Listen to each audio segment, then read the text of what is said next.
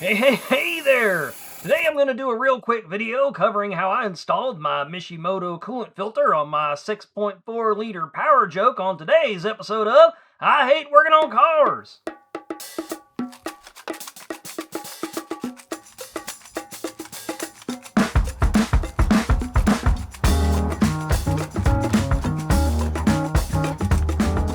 I don't know if the coolant filter will actually do anything, but I did change my oil cooler, and that was such a huge pain in the ass, I can't imagine it'll hurt. So, it'll give me a chance to shill for shit. Just check the video description below for my Amazon affiliate links. Before we start, let's cover real quick what comes in the kit.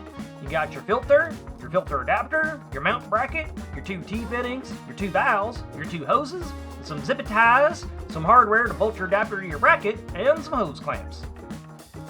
I did this in the middle of a coolant flush, but you don't have to drain your coolant if you don't want to. You can just clamp off the hoses with some hose pliers. That being said, let's go! Step 1. Apply thread tape to the shut-off valves and install the valves into the adapter with a 20mm wrench. If you're not familiar with thread tape, listen up, I have a tip for you. Hold the valve in your right hand and the tape in your left. Place the tape on top of the thread, and then imagine you're tightening the fitting righty-tighty, and wrap the tape around the threads that way. 3 times around the threads is all you need.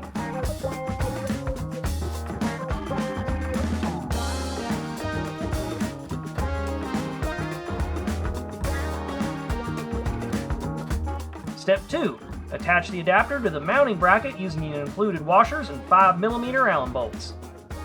Step 3. Screw on your filter. Step 4. Crawl under the passenger side of your truck and remove the 2 rearmost 13mm bolts on the frame and the 2 13mm bolts that hold your skid plate in place. Step 5. Install the filter assembly in place and reinstall the nuts and bolts you've just removed. Step 6. You got 2 hoses in the kit. They're 2 different lengths. Get your short hose and a hose clamp and attach that to the inlet side. The filter adapter is stamped with in and out to let you know which one is which. Step 7. Grab your long hose and a hose clamp and fix that to the outlet side. Step 8. Run the cooling lines up through the passenger side wheel well. Take care to keep it away from the exhaust pipe. Step 9.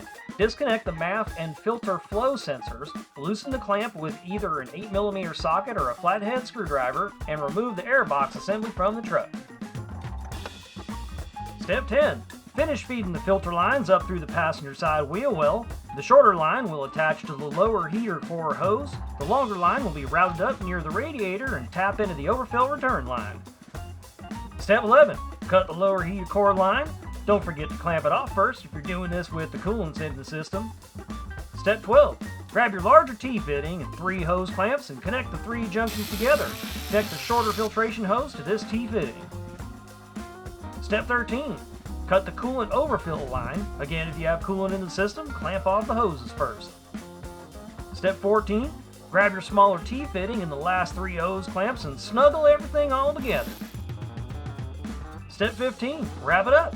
Put the air box back in the truck and don't forget to open the valves to the coolant filter if they're not already open. Step 16. Inspect your work. Run the truck, check for leaks, get it up to temperature, and top off the coolant as needed. And that's it. Now you have a coolant filter. Hey!